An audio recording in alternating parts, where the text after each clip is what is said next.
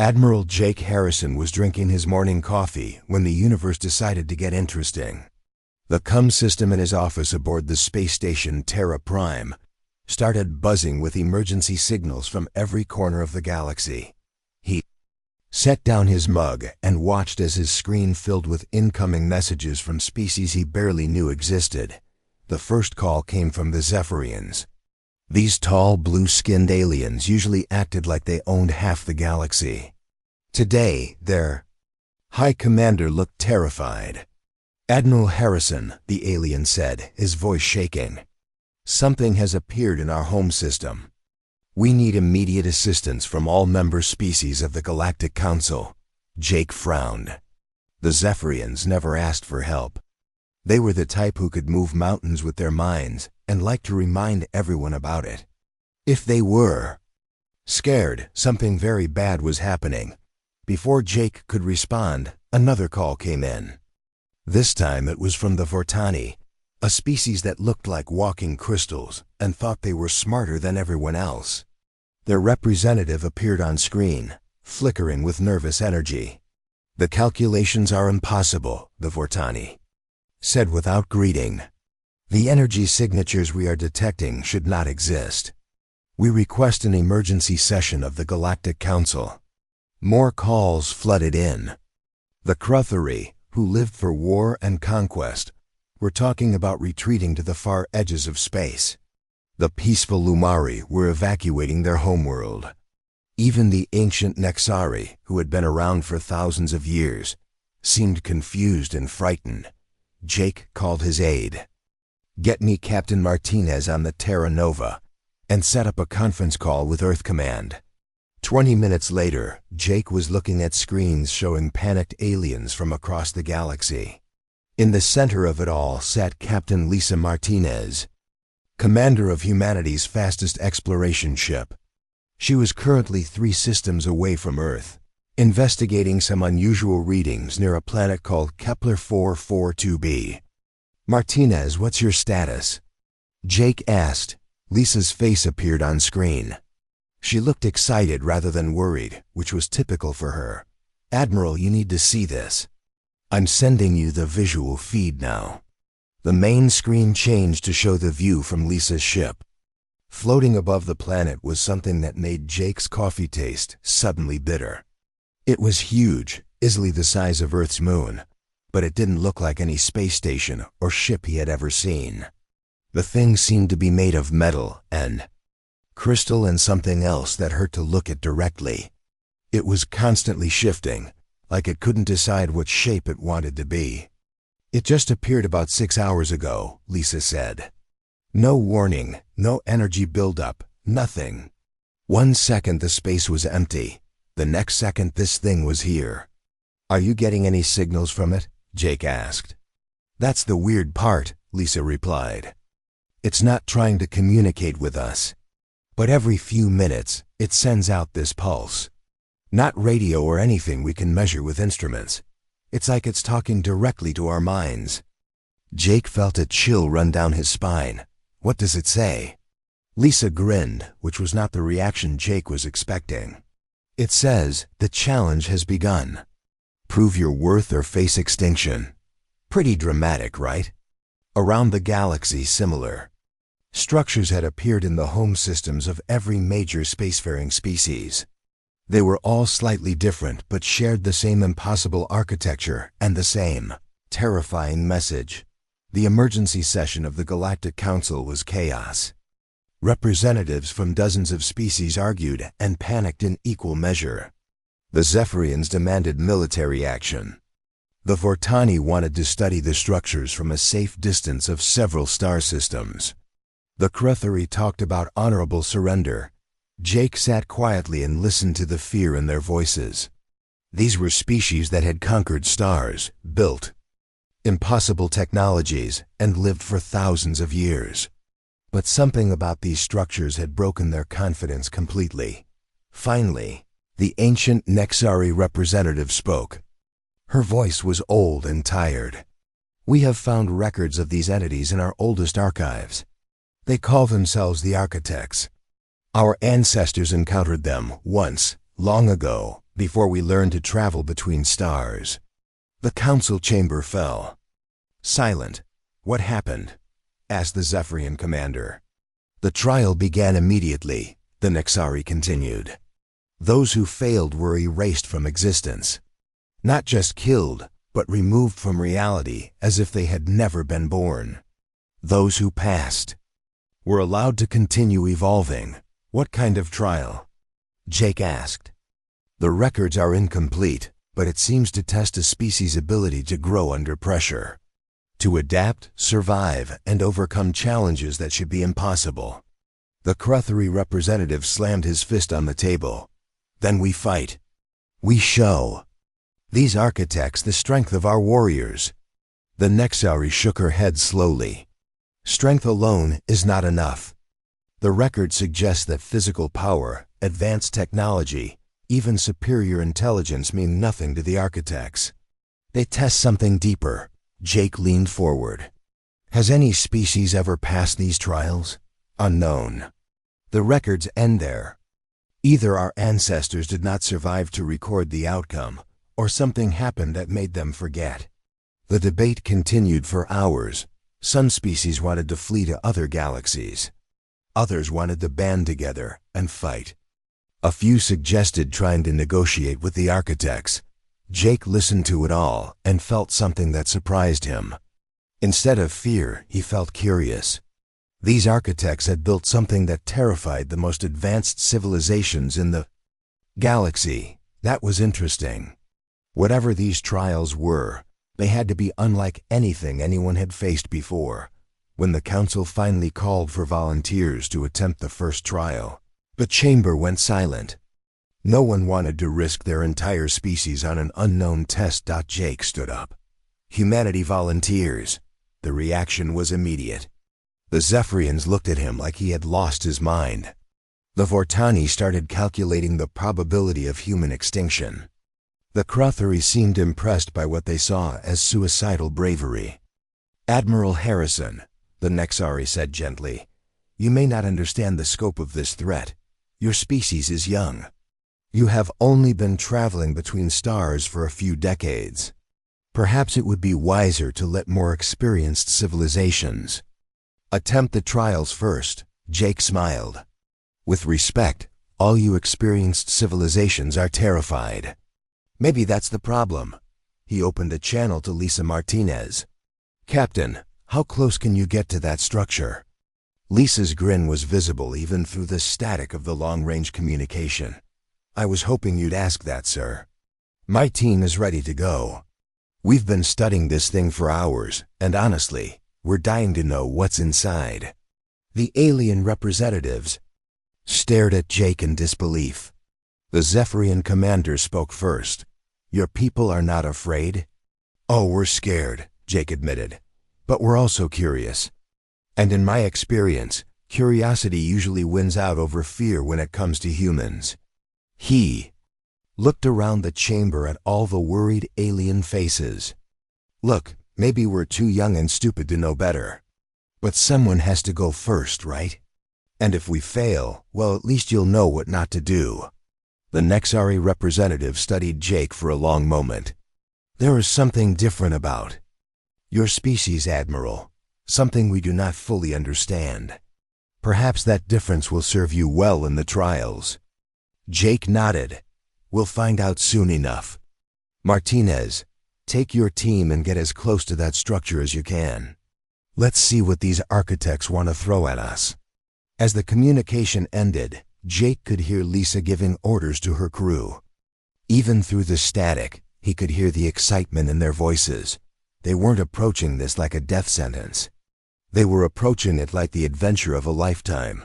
The galaxy watched and waited to see if the young reckless humans would be the first species to survive the Architect's challenge, or if they would simply be the first to die trying. Captain Lisa Martinez stared at the massive structure floating above Kepler 442b and felt her heart racing with excitement.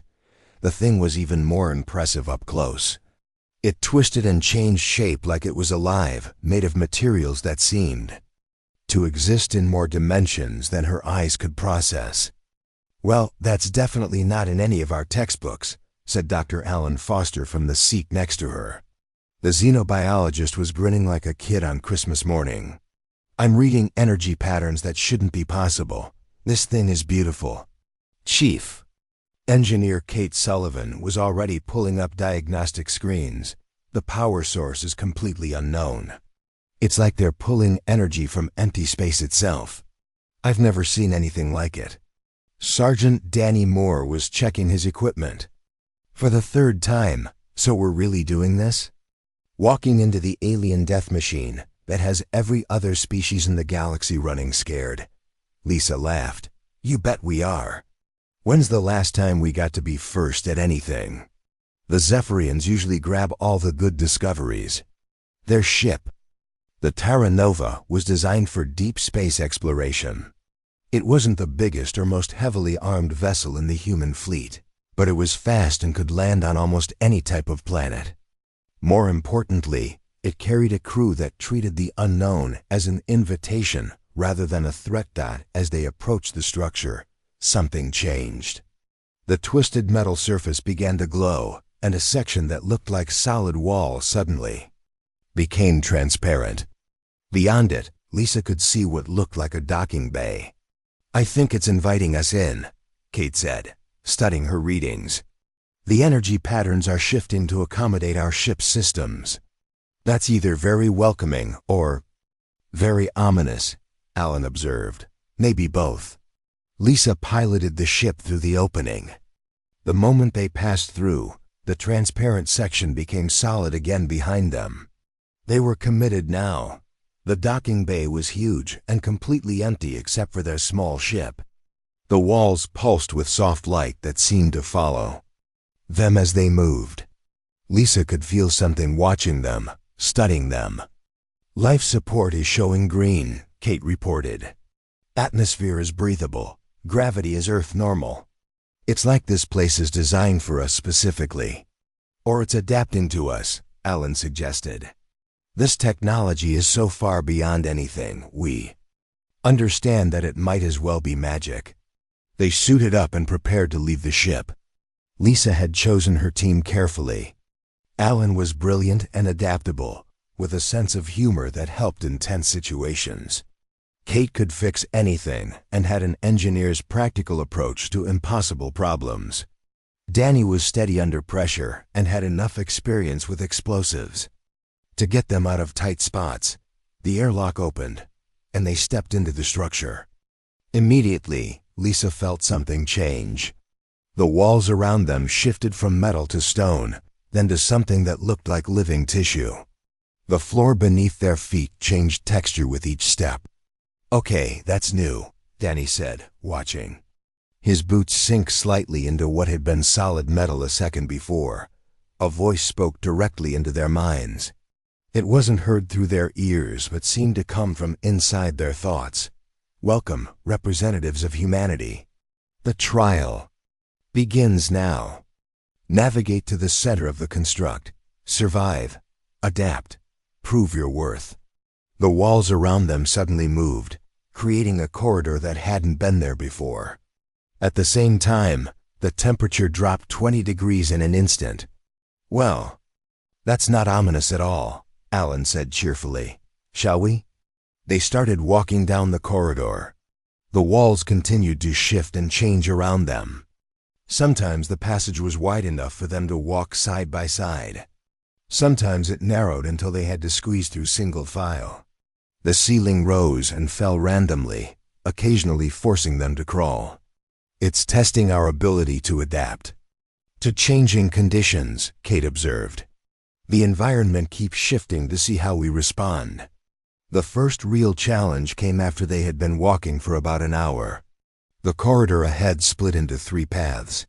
As they approached, symbols appeared on the walls above each path. The symbols were alien, completely unfamiliar. Anyone recognize these? Lisa asked. Never seen them before, Alan replied. But look at the patterns. The left path shows symbols that seem to represent conflict or struggle. The middle path looks more balanced. The right path ... double quotes, he paused. The right path shows symbols that might represent cooperation or unity.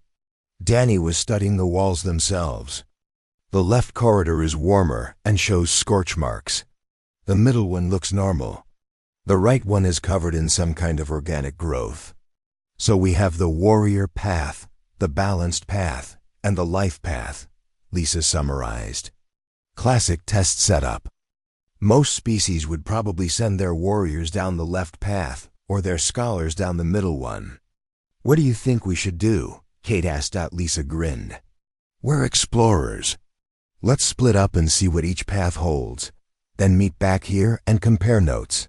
It was exactly the kind of decision that would have horrified the careful, logical species of the galaxy. But it was pure human thinking.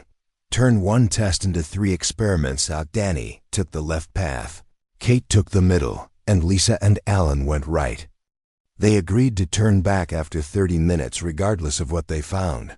Danny's path led him through a series of combat challenges. Mechanical creatures emerged from the walls, forcing him to fight his way through. But Danny had learned something important during his years in Earth's military. Sometimes the best way to win a fight was to change the rules. Instead of trying to destroy the creatures, he studied their movement patterns and found ways to avoid or redirect them. Kate's path was a series of engineering puzzles. Broken machinery blocked her way, and she had to fix or bypass each obstacle. The solutions required her to understand alien technology that worked on completely different principles than human equipment. But Kate had always believed that all technology followed certain basic rules. She approached each puzzle with curiosity rather than frustration. Lisa and Alan found themselves in a living maze. The walls were covered with organic matter that pulsed like a heartbeat. Strange plants grew from every surface, some beautiful, others clearly dangerous. Alan was in heaven, studying each new form of life they encountered. Lisa navigated by instinct, trusting her gut to guide them through the shifting passages. When they reunited 30 minutes later, each had learned something important about their path. More importantly, they had all enjoyed the experience. The combat path isn't really about fighting, Danny reported. It's about understanding your opponents and finding creative solutions. The engineering path tests problem-solving skills, Kate added. But it also rewards curiosity and willingness to experiment with unknown technology. The life path is about adaptation and cooperation, Alan said. The dangerous plants actually help you if you approach them correctly. Lisa nodded. So the real test isn't which path we choose. It's how we approach the challenges. The structure is watching how we think, not just what we can do. They decided to go through all 3 paths together, combining their different approaches. When they encountered combat situations, Danny led but incorporated Alan's observations about alien behavior. When they faced engineering challenges, Kate took point but used Danny's tactical thinking and Alan's biological insights. When they dealt with living obstacles, Alan guided them but applied Kate's systematic approach and Danny's practical experience. The structure seemed to approve of their cooperative method. The challenges became more complex but also more interesting. They faced situations that required all their skills working together. As they progressed deeper into the construct, something unexpected happened. They started laughing. Not from hysteria or fear, but from genuine enjoyment. Each new challenge was like a puzzle to solve or a game to play. When Danny accidentally triggered a trap that covered them all in harmless but glowing slime, they laughed about it for 10 minutes. When Kate's attempt to rewire an alien control panel resulted in the corridor filling with what appeared to be soap bubbles, they couldn't stop giggling. When Alan tried to communicate with a strange creature and it responded by singing an alien song, they all joined in despite not knowing the words. The structure was recording everything. Their laughter, their cooperation, their willingness to try new approaches when old ones failed. Most importantly, it was recording their ability to find joy in challenge and uncertainty. After hours of trials, They finally reached the center of the construct. It was a simple room with a single pedestal in the middle. On the pedestal was a crystal that pulsed with the same rhythm as a human heartbeat. The voice spoke in their minds again. Trial complete. Results recorded. Your species shows unusual promise. Numbers appeared in the air above the crystal. Their score was displayed in symbols that somehow made sense to all of them. They had not only passed the trial but achieved the highest score recorded in this sector of the galaxy in over 50,000 years. Lisa looked at her team. They were dirty, tired, and still glowing slightly from Danny's earlier encounter with the trap. They were also grinning from ear to ear. Not bad for a bunch of Deathworlders, she said. The crystal pulsed brighter, and suddenly they were back in their ship. The docking bay opened, and they found themselves in normal space again. But something had changed. They could feel it. The galaxy was watching. And for tea. The news of humanity's success spread through the galaxy faster than light travel. Within hours, every major species knew that the young humans had not only survived the first architect trial but had achieved a score that broke ancient records. Dr. Elena Rodriguez was in her office at the Xenopsychology Institute on Earth when the emergency call came through. She had spent 20 years studying how different alien species thought and behaved. Now suddenly, everyone wanted to know how humans thought. Dr. Rodriguez, came Admiral Harrison's voice over the comm. I need you at the Galactic Council chambers immediately. Every species in the galaxy wants to know what makes us special. Elena packed quickly and caught the next transport to the Council station. During the journey, she reviewed everything she knew about the major galactic species. The Zephyrians were energy manipulators who valued control and order. The Vortani were logical thinkers who believed math and science could solve any problem. The Kretheri were warriors who respected strength and honor. Above all else, all of them were terrified of the architect trials. When Elena arrived at the council chambers, she found chaos. Representatives from dozens of species were arguing, demanding answers, and asking questions all at once. At the center of it all sat Admiral Harrison, looking remarkably calm for someone surrounded by panicked aliens. The Zephyrian High Commander stood up as Elena entered. Dr. Rodriguez, your species has accomplished something that defies explanation. We demand to know your secret. Elena looked around the room at all the worried faces. There's no secret, she said simply. We just approach the trial the way humans approach most problems. That explains nothing, said the Vortani representative, its crystal body flickering with irritation. We have analyzed the energy readings from the trial. The challenges you faced should have been impossible to overcome. Maybe that's the problem, Elena replied. You're thinking about it wrong. She moved to the center of the room where a holographic display showed the galaxy. Let me ask you something. What's the first thing your species does when it encounters a dangerous situation? The Zephyrian answered immediately. We assess the threat level and deploy appropriate countermeasures. We calculate probabilities and determine the optimal survival strategy, added the Vortani. We prepare for honorable battle or honorable death, said the Kretheri representative.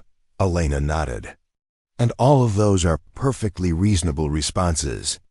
But they're all based on one assumption, that danger is something to be avoided or overcome through superior force or intelligence. She touched the holographic controls, and images appeared showing Earth's history.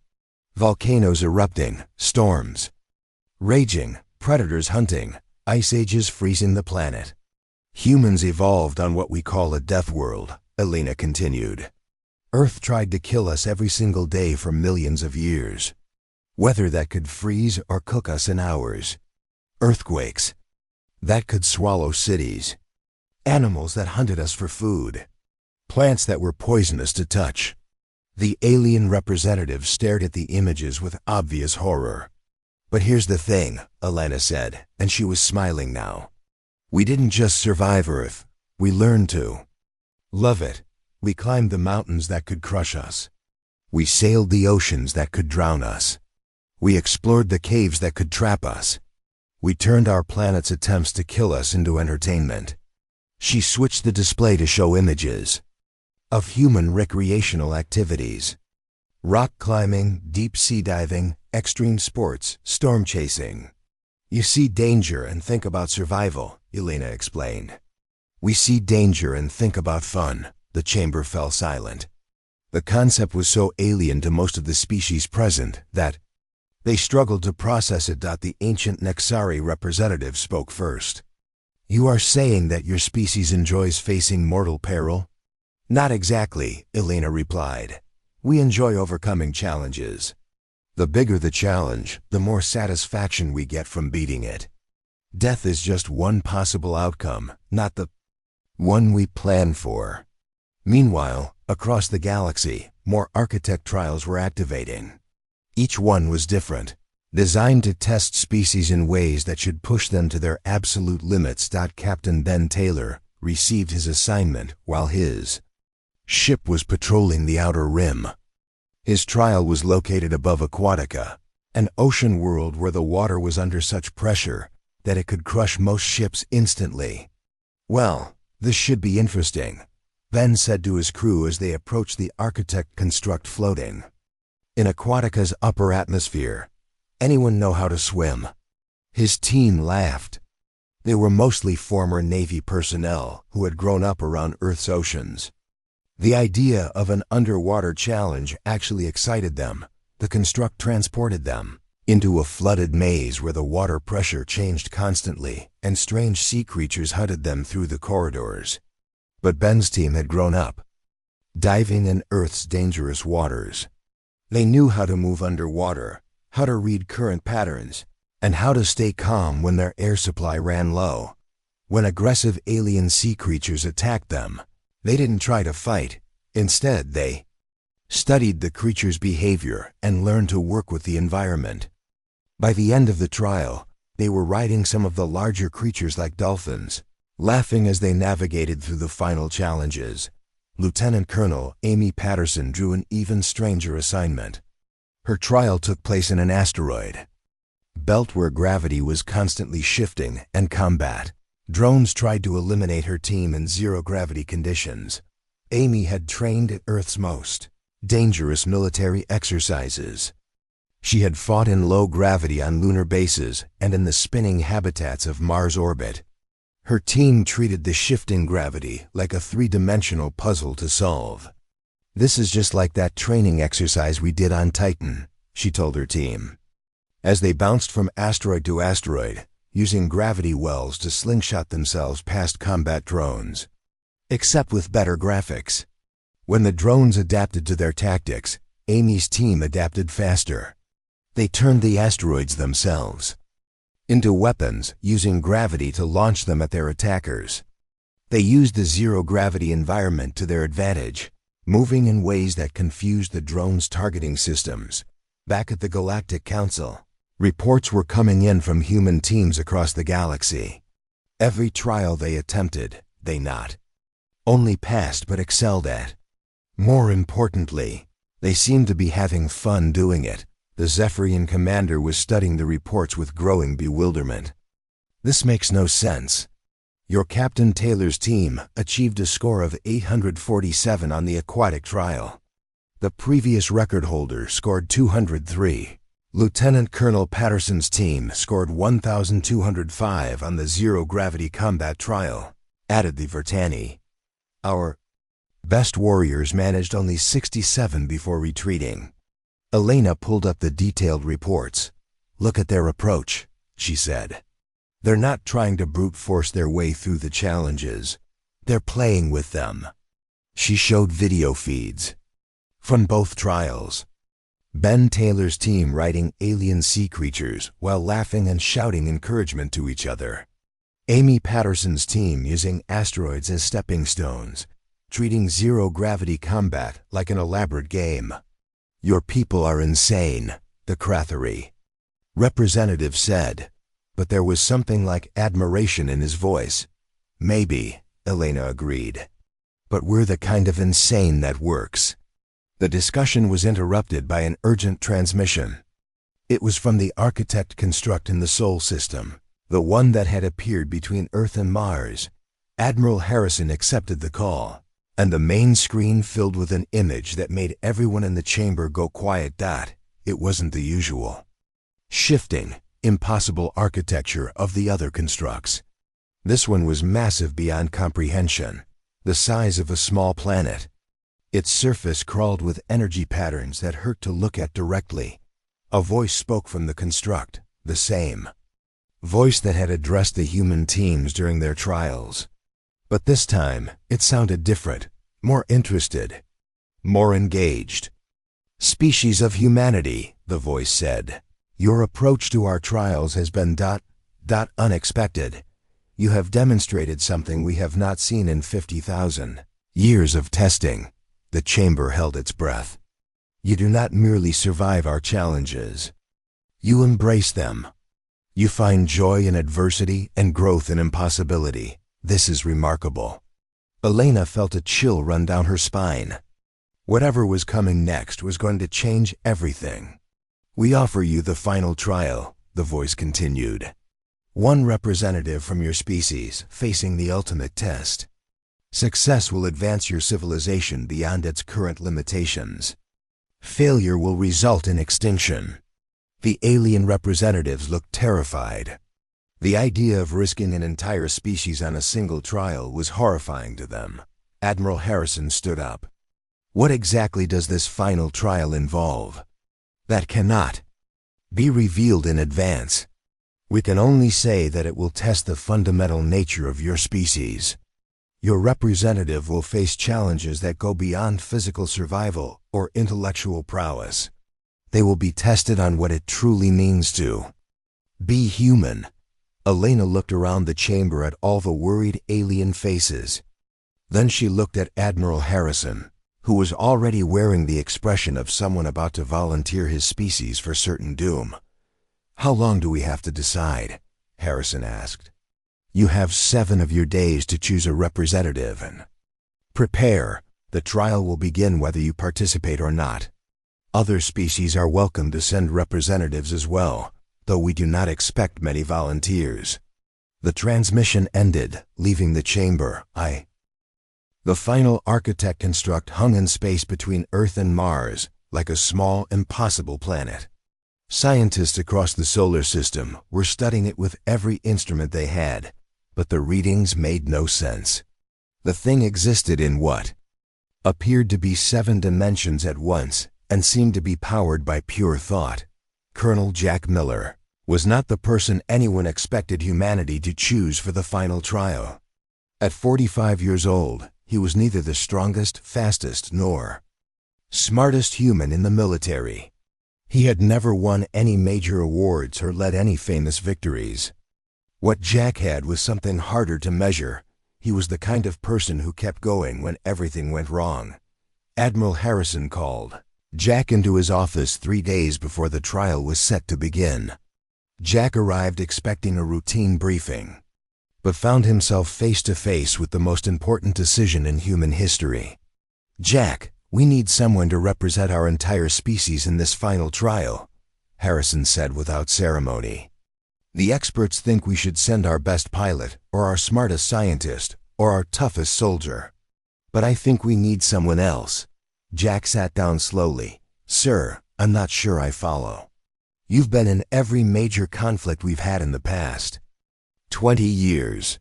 You've seen friends die, civilizations fall, and impossible situations become routine. But you still tell jokes. You still find reasons to laugh. That's what we need." Harrison pulled up Jack's service record. It was long and mostly unremarkable, full of assignments where things had gone wrong, and Jack had simply dealt with it. No heroics, no brilliant strategies, just steady persistence and an unshakable sense of humor. "The architects aren't testing our technology or our combat skills," Harrison continued. "They're testing something deeper. They want to see what we're really made of when everything else is stripped away." Jack was quiet for a long moment. "What if I fail? What if I get everyone killed?" Harrison smiled. Then at least we'll know. We tried. And knowing you, you'll probably be laughing about it right up to the end. Meanwhile, across the galaxy, the other major species were holding their own debates. The announcement of the final trial had sent shockwaves through every civilization. Several species had already decided not to participate, choosing to accept whatever fate the architects had planned rather than risk everything on a single trial. The Zephyrians spent days in meditation, trying to choose their most perfectly balanced representative. The Vortani ran millions of calculations to determine the optimal candidate. The Cruthari held combat trials to select their greatest warrior. Only 8 species in the entire galaxy found the courage to send representatives to the final trial. The day of the trial, Jack stood in the shuttle bay of the space station Terra Prime, looking out at the massive architect construct. He was wearing a simple environment suit with basic life support and emergency equipment. No weapons, no advanced technology, just the essentials for survival. Dr. Elena Rodriguez came to see him off. "Any last requests?" she asked. Jack grinned. "Yeah, if this goes badly, make sure my tombstone says something funny. I hate boring epitaphs." The shuttle that carried the 8 representatives to the construct was provided by the architects themselves. It was made of the same impossible materials as the constructs, and stepping inside felt like entering a dream. The other representatives sat in uncomfortable silence during the journey. Jack looked around at his fellow passengers. The Zephyrian representative was tall and graceful, radiating calm energy. The Vortani delegate was a crystal being that hummed with mathematical precision. The Cruthari warrior was covered in ritual scars and carried himself with fierce pride. "So," Jack said cheerfully, "anyone want to make bets on what we're walking into?" The other representatives stared at him in horror. The idea of treating this situation lightly was incomprehensible to them. The Zephyrian spoke first. "Human, do you not understand the gravity of this situation? Our entire species depend on our success." "Oh, I understand perfectly," Jack replied. "That's exactly why I'm not going to spend our last few minutes together being miserable about it. Life's too short, you know." The shuttle docked with the construct, and they were transported into a space that defied description. It looked like a galaxy in miniature, complete with swirling stars and nebulae, but compressed into a room no larger than a football stadium. The laws of physics seemed to be optional here. The architect voice spoke to them from everywhere and nowhere at once. "Representatives of 8 species, you will now face the final trial. You have 7 standard days to complete the challenge. The trial will test not your strength or intelligence, but the fundamental nature of your species." The miniature galaxy around them began to shift and change.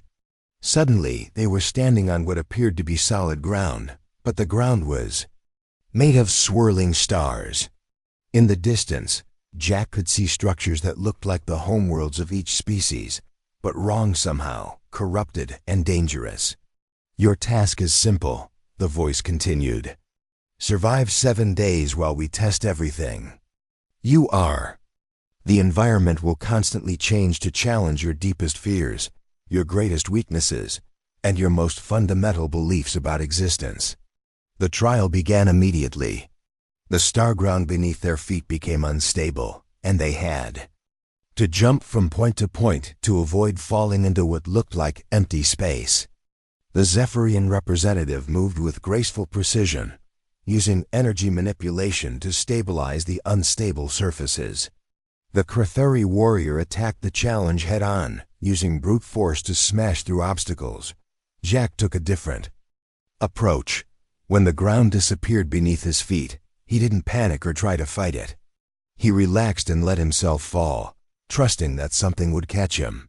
It did, currents of energy that he learned to ride like wind currents. On the second day, the environment changed to test their psychological resilience. Each representative was shown visions of their species' greatest failures and deepest traumas. The Zephyrian was shown their ancient wars, where they had used their power to dominate weaker species. The Vortani saw calculations of all the times. Their logic had led to cold, heartless decisions. Jack was shown Earth's history of violence, war, and environmental destruction. He saw humanity's tendency toward self-destruction and the suffering they had caused each other throughout history. But instead of being overwhelmed by guilt or despair, Jack nodded thoughtfully.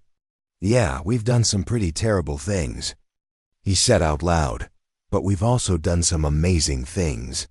We've learned from our mistakes mostly, and we keep trying to be better." The other representatives were struggling with their visions, but Jack seemed almost comfortable with humanity's flaws. He accepted them as part of what made humans human, rather than seeing them as failures to overcome. On the third day, the trial shifted to test their species' deepest fears. For the Zephyrians, it was a world without energy to manipulate. For the Vertani, it was a reality where mathematics and logic had no meaning. For the Krathari, it was a universe where violence and strength were meaningless. Jack found himself in a version of Earth where everything was safe, predictable, and boring. No challenges, no dangers, no opportunities for growth or adventure. It was paradise by most standards, but for a human raised on a death world, it was the most terrifying thing imaginable. By the fourth day, 3 representatives had already failed. The Zephyrian broke down when faced with a reality where their careful control meant nothing. The Vortani representative had a complete mental breakdown when the logical laws of reality stopped applying. The proud Krathari warrior was defeated not by superior force, but by challenges that couldn't be solved through combat. Jack was still going, treating each new impossibility as just another problem to solve. When gravity reversed, he adapted. When time started flowing backward, he worked with it instead of against it. When reality itself became fluid and changeable, he learned to swim in it like water. The remaining representatives watched him with growing amazement. Jack wasn't stronger or smarter than they were. He wasn't using advanced techniques or superior technology. He was just adapting, rolling with each new challenge like it was a game to be figured out. "How are you doing this?" asked one of the surviving delegates, a crystalline being from a species that valued harmony above all else. Jack thought about it for a moment. "I guess I just don't expect the universe to make sense," he said. "Humans learned a long time ago that reality doesn't care about our plans or our comfort. So we got good at improvising." On the 6th day, only Jack and one other representative remained. The other was from a species of energy beings who had learned to exist in multiple dimensions simultaneously. But even they were starting to show signs of strain. The final challenge was approaching, and Jack could feel the construct building towards something massive. Whatever the architects had planned for the last day was going to be the ultimate test of what it meant to be human. Jack looked around at the impossible space surrounding him and started laughing. Not from hysteria or fear, but from genuine amusement at the absurdity of his situation. Somewhere in the structure, the architects were watching and recording everything. They had been testing species for millions of years, looking for something specific. In all that time, only one representative had ever reached the final day while still laughing. The final test was about to... The 7th day began differently than all the others. Jack woke up in what looked like his childhood bedroom in Kansas. Sunlight was streaming through familiar windows, and he could smell his mother's cooking from downstairs. For a moment, he almost believed he was home. Then he remembered where he really was. Jack sat up and looked around carefully. Every detail was perfect. The worn baseball glove on his desk, the model airplanes hanging from the ceiling, even the crack in the wall, where he had thrown a tennis ball too hard when he was 12 years old. The architects had somehow reached into his memories and recreated his past with impossible accuracy. He walked downstairs and found his parents at the kitchen table, exactly as he remembered them from 30 years ago. His father was reading. the newspaper, and drinking coffee. His mother was making pancakes and humming quietly to herself. "Good morning, sweetheart," his mother said without looking up. "I made your favorite breakfast." Jack felt his heart break a little. His parents had been dead for 10 years. Seeing them again, even knowing it wasn't real, was almost overwhelming. "This isn't real," he said quietly. His father looked up from the newspaper and smiled. "Does it matter? You're here with us. You're safe. You can stay as long as you want." The house expanded around them, becoming not just his childhood home, but a perfect version of Earth. Outside the windows, Jack could see green fields stretching to the horizon. There were no wars, no pollution, no danger of any kind. Everyone he had ever loved was there, happy and healthy and waiting for him. The architect voice spoke directly into his mind. "This is your reward, Colonel Miller. Your species has proven itself worthy of survival. You may remain here in perfect safety and happiness for eternity. Your people will be allowed to continue existing as they are, protected from the dangers of galactic evolution." Jack walked to the window and looked out at the perfect world. It was beautiful. It was peaceful. It was everything any reasonable person would want. It was also the most terrifying thing he had ever seen. "What's the catch?" Jack asked. "There is no catch. This is genuine paradise. No more struggle, no more loss, no more uncertainty. Your species will be safe forever." Jack laughed, and the sound seemed to surprise even the architects. "You still don't get it, do you?" He turned away from the window and looked at his parents. They were watching him with expressions of loving concern, wanting nothing more than for him to stay with them forever. "I love you both," Jack said to them, "and I miss you every day. But this isn't what humans want." He walked back upstairs to his old room and began putting on his environment suit. The perfect house shimmered around him as the illusion started to break down. "You offer us safety," Jack continued, speaking to the invisible architects. "But humans don't want to be safe. We want to grow. We want challenges. We want to see what's over the next hill, even if it might kill us." The house disappeared, and Jack found himself standing in a vast empty space facing a being of pure energy. This was his first direct sight of an architect, and it was both beautiful and terrifying. The creature existed in dimensions his mind could barely process. "Your response is illogical," the architect said. "We offer your species eternal contentment. Most civilizations would consider this the ultimate reward." "That's exactly the problem," Jack replied. "Eternal contentment is eternal death. If we never struggle, we never grow. If we never face danger, we never discover what we're capable of. You're offering to turn us into pets." The architect was silent for a long moment. Around them, the space began to change again, showing images of countless civilizations throughout galactic history. Jack saw species that had accepted the architect's offer of safety and protection.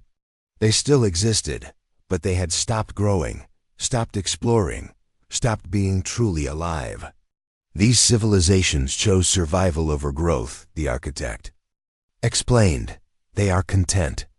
"They're dead inside," Jack said bluntly. "Look at them. They're not living, they're just existing. Is that really what you want?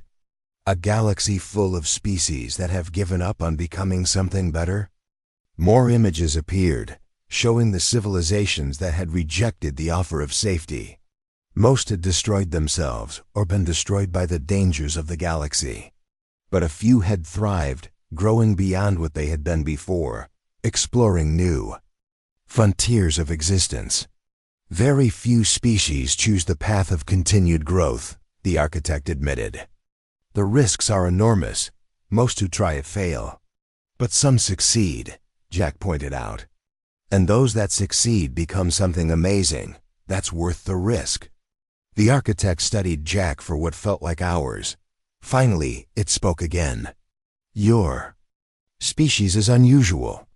In 50,000 years of testing, You are only the second to reject our offer of paradise. What happened to the first? They became what you call the architects. We were once like you, a young species that chose growth over safety, challenge over comfort. We have been searching the galaxy ever since, looking for others who might follow the same path. Jack felt everything click into place. You're not testing us to see if we deserve to survive. You're testing us to see if we're ready to join you. The galaxy is vast and full of wonders beyond imagination. But it is also dangerous beyond comprehension. We need partners in exploration, species that will not be broken by the impossible challenges that wait among the stars. The space around them changed one final time, showing Jack a view of the galaxy from outside. But this wasn't the galaxy as humans knew it. This was the galaxy as it really was, with layers of reality stacked on top of each other like transparent sheets. There were entire civilizations existing in dimensions humans had never dreamed of, challenges that made the architect trials look like children's games, and opportunities for growth that could transform a species into something godlike. This is what awaits those who choose the path of endless challenge, the architect said. Are you prepared to lead your species into this uncertainty? Jack looked at the impossible vista spread out before him. It was beautiful and terrifying and completely unknown. Any sane person would choose the safety of the perfect Earth illusion over this cosmic madness. Jack grinned. Sounds like fun. The architect's energy form pulsed with what might have been amusement. Your species continues to surprise us. Very well. The trial is complete. Humanity passes. Jack found himself back aboard the shuttle, alone now except for one other survivor, the energy being from the dimensional species. It looked exhausted and diminished, but it had also chosen growth over safety. Welcome to the next level of existence, the architect voice said as the shuttle carried them back to normal space. Your species will now face challenges that will make our trials seem simple. Many of you will not survive. But those who do will become something magnificent. When Jack returned to the Galactic Council station, he found the representatives of dozens of species waiting for him. The news of humanity's success had already spread, but no one understood what it meant. Admiral Harrison was the first to greet him. How did it go, Jack? Jack thought about how to explain what had happened. How do you tell people that you just volunteered your entire species for an existence of endless, impossible challenges? Well, Jack said finally, the good news is we passed. The bad news is things are about to get a lot more interesting. Dr. Elena Rodriguez stepped forward. What does that mean exactly? Jack looked around at all the worried faces, human and alien alike. It means we just graduated from the kiddie pool. The real universe is a lot bigger and stranger than we thought, and apparently we're crazy enough to explore it. Over the following months, the galaxy watched as humanity began to change. The architects shared new technologies and knowledge that transformed human understanding of reality itself. Other species that had been content with their limitations for millennia suddenly found themselves inspired by the humans' example. The Zephyrians began attempting challenges they had avoided for centuries. The Vortani started exploring mathematical concepts that had been considered too dangerous to study. Even the peaceful species that had never shown interest in exploration began asking questions about what lay beyond their safe borders. But the most significant change was in how the galaxy viewed challenge and danger. Species that had spent eons avoiding risk began to see it as opportunity. The human attitude of treating impossible odds as entertainment started to spread. The architect constructs, instead of being dismantled or avoided, were converted into training facilities. Species from across the galaxy came to learn how humans approached problems that seemed unsolvable. Jack Miller, the unlikely hero who had saved humanity by rejecting paradise, became something of a legend. But when asked about his decision, he always gave the same answer. We're humans, he would say with a grin. We don't do boring The galaxy had failed the architect's challenge for 50,000 years, playing it safe and choosing survival over growth. Only the Deathworlders had laughed at the impossible and asked for more. And in doing so, they had shown the galaxy what it really meant to be alive.